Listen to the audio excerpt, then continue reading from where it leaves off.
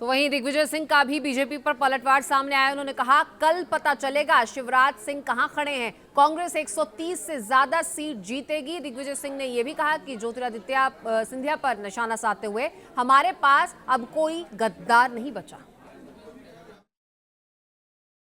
130 plus, उससे नीचे नहीं जाएंगे। मुख्यमंत्री पद के चेहरे पे भी सर सवाल उठ रहे हैं। कोई सवाल नहीं है। एक्स्ट्रा सिक्योरिटी फोर्सेस आप लोगों ने मांगी है, क्या कुछ आपको आशंका है कि अब हॉर्स ट्रेडिंग होगी, विधायकों को खरीदा फरोख्त है दोबारा? भाजपा तो व्यवसाय करती है, राजनीति थोड़ी करती है। हमारे पास कोई सिंधिया नहीं बचा, इसलिए कोई गद्दार नहीं है।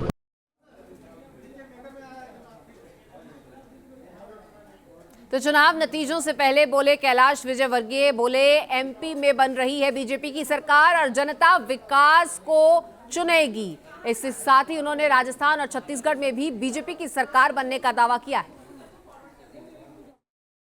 हमारा बहुमत आ रहा है और हम बहुमत के आधार पर सरकार, हमारा मुख्यमंत्री शपथ लेगा। कांग्रेस पूरे प्रदेश में अपना बहुमत खो चुकी है और मुझे लगता है कि 75 सीट कांग्रेस अगर क्रॉस कर गई तो मुझे आश्चर्य होगा।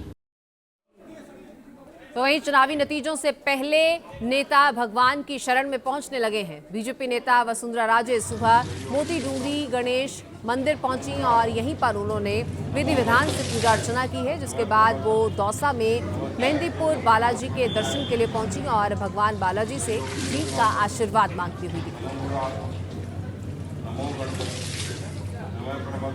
और दो तस्वीरें इस वक्त आप देख रहे हैं नतीजों से पहले किस तरीके से भगवान के दरबार में हाजिरी लगाई जा रही है। वसुंधरा राजे को इन तस्वीरों में आप देख रहे हैं भक्ति और आस्था में भी डूबी हुई। तो वहीं चुनाव के नतीजों में अपने लिए जीत की कामना करती हूं। तो वहीं राजस्थान बीजेपी अध्यक्ष सीपी जोशी ने कहा है कि राजस्थान में बीजेपी की पूर्ण बहुमत से सरकार बनेगी। राजस्थान में बीजेपी की सरकार होगी और 135 से ज्यादा सीट बीजेपी जीतेगी, ये भी सीपी जोशी ने कहा। उन्होंने कहा 50 सीट पर जीतेगी कांग्रेस, मैं सीएम पद की रेस में नहीं हूं, ये भी साफ कर दिया है। तो सीपी जोशी ने जहां पार्टी की जीत का दावा किया, वहीं अपने आप को सीएम रेस से बाहर बताया। 3 तारीख को स्पष्ट बहुमत के साथ, प्रचंड बहुमत के साथ भारतीय जनता पार्टी की सरकार राजस्थान में बनने जा रही है। अरे नहीं, मैं कहीं दौड़ में नहीं हूँ।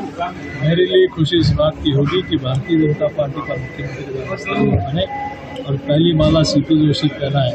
मुझे जो दायित्व दिया गया था उसका ईमानदारी से हमने निर्वहन करने का काम किया और टीम राजस्थान में सभी कार्यकर्ताओं ने, हजारों कार्यकर्ताओं ने बहुत कड़ी परिश्रम मेहनत की है।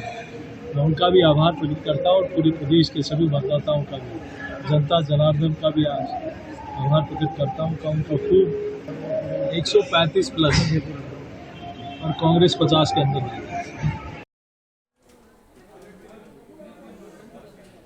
तो बयानबाजियों का ये सिलसिला लगातार जारी है। नतीजों से पहले लगातार बयान सामने आ रहे हैं। तो अनुराग ठाकुर ने भी कहा कि राजस्थान में कमल खिलने के लिए तैयार है। जनता डबल इंजन की सरकार चाहती है, बीजेपी के पक्ष में ही नतीजे आएंगे। अनुराग ठाकुर ने भी जीत का दावा किया। भारतीय जनता पार्टी ने चुनाव प्रचार में भी पूरी ताकत झोंकी और मैं कह सकता हूं कि नतीजे भी भारतीय जनता पार्टी के पक्ष में आएंगे, क्योंकि जनता चाहती है डबल इंजन की सरकार, जनता चाहती है विकास। और जहां मैं राजस्थान में खड़ा हूं, यहां तो पिछले 5 वर्षों में महिला अपराध, अराजकता और भ्रष्टाचार, इसका ही बोलबाला था और जनता एक तरह से इंतजार कर रही थी कि कब अवसर आएगा, कब भ्रष्ट सरकार से मुक्ति मिलेगी। और जब वोट पड़े तो निश्चित तौर पर जनता ने एक सुशासन वाली, विकास वाली भारतीय जनता पार्टी की सरकार चुनने के लिए वोट किया होगा, ऐसा मेरा मानना है।